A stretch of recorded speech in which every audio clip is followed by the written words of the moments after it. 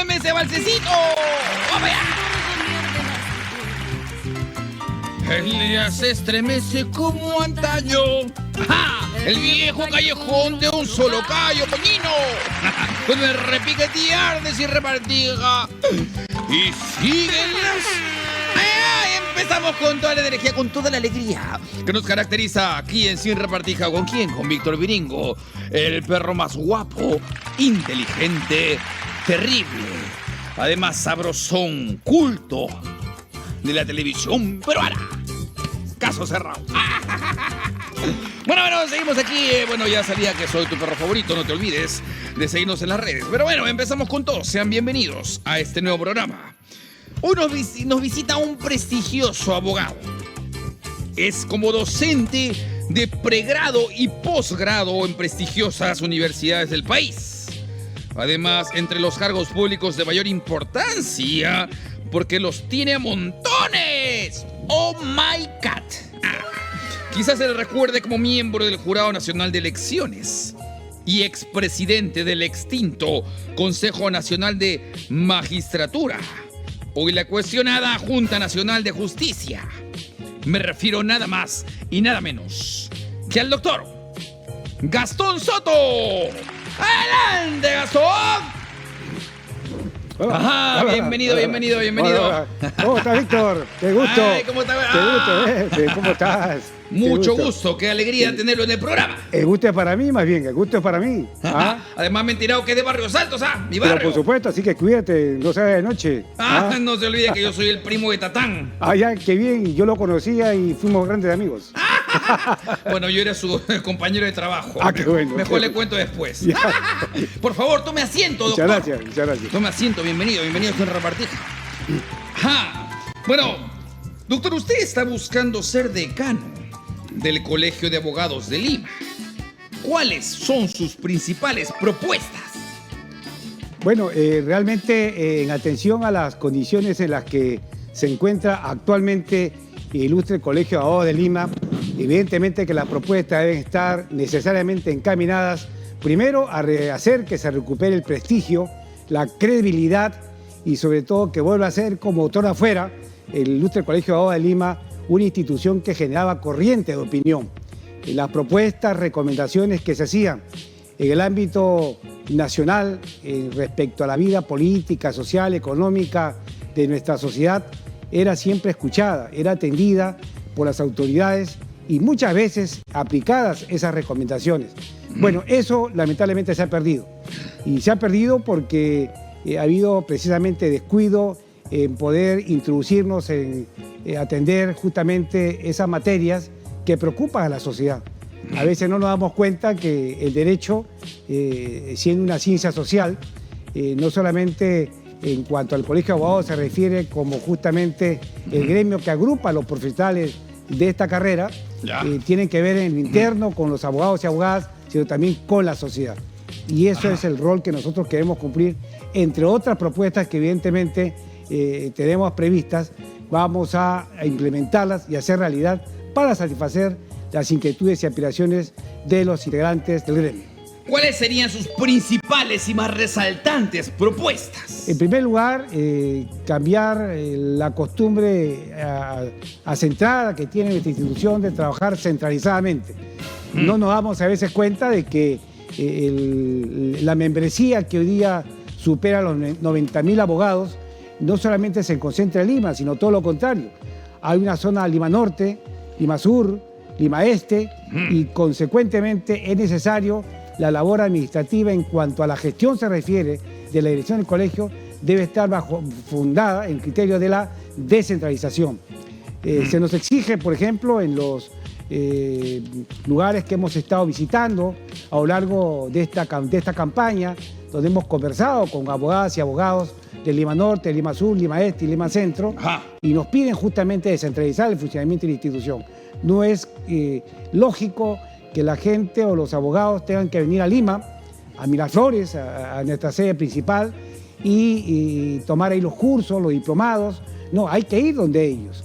Además, la calidad de los cursos que antes se tenía, que era realmente envidiable, puesto de que participaban dictando las conferencias, dictando los cursos y diplomados, destacados profesionales del derecho, entre ellos, a su vez, destacados juristas.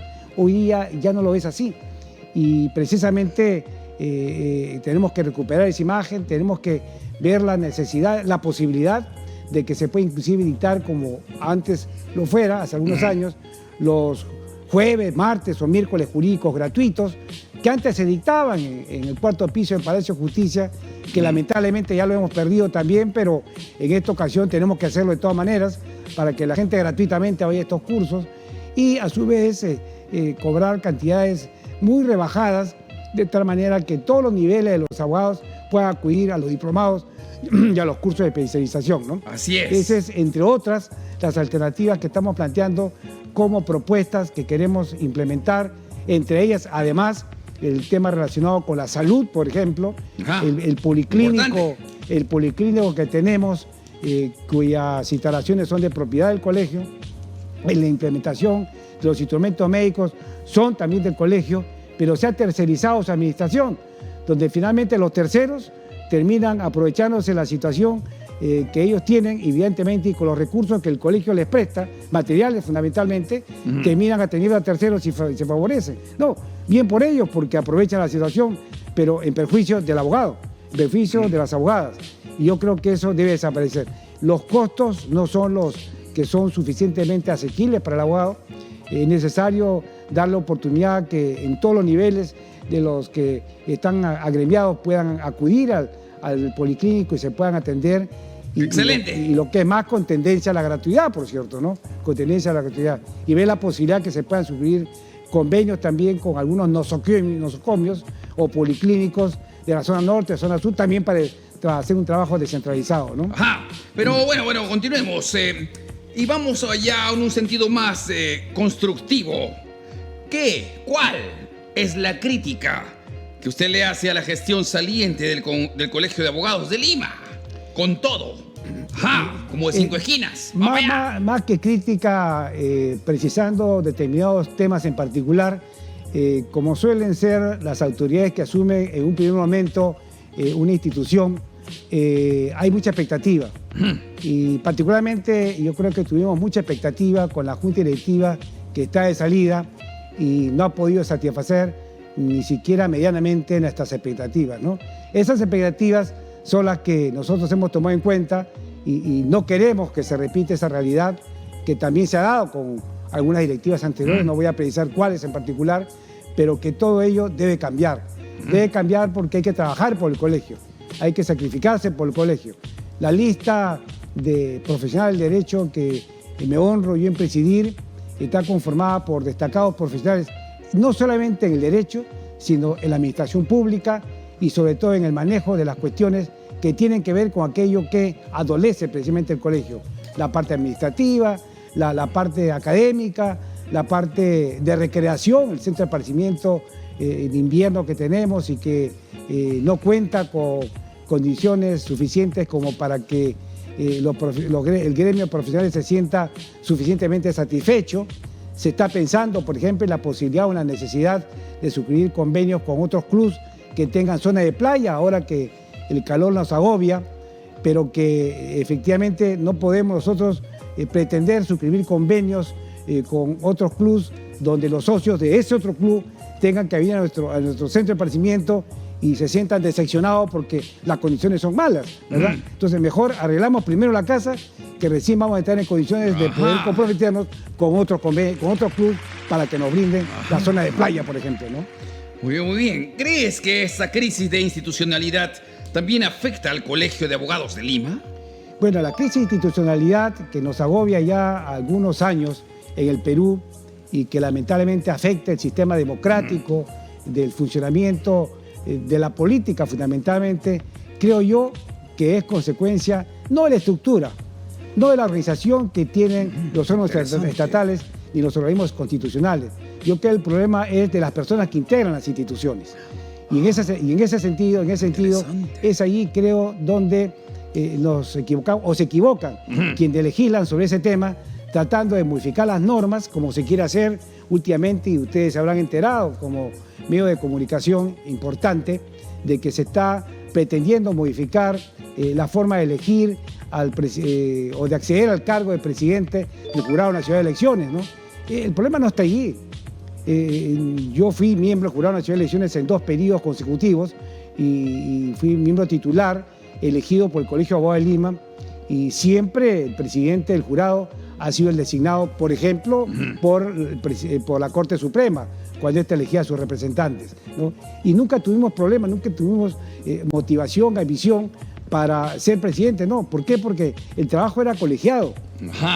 Teníamos claro, igualmente el presidente, ¿no?, de que él era un primus inter pares. Es decir, todos éramos iguales, pero alguien tenía que elegir la institución.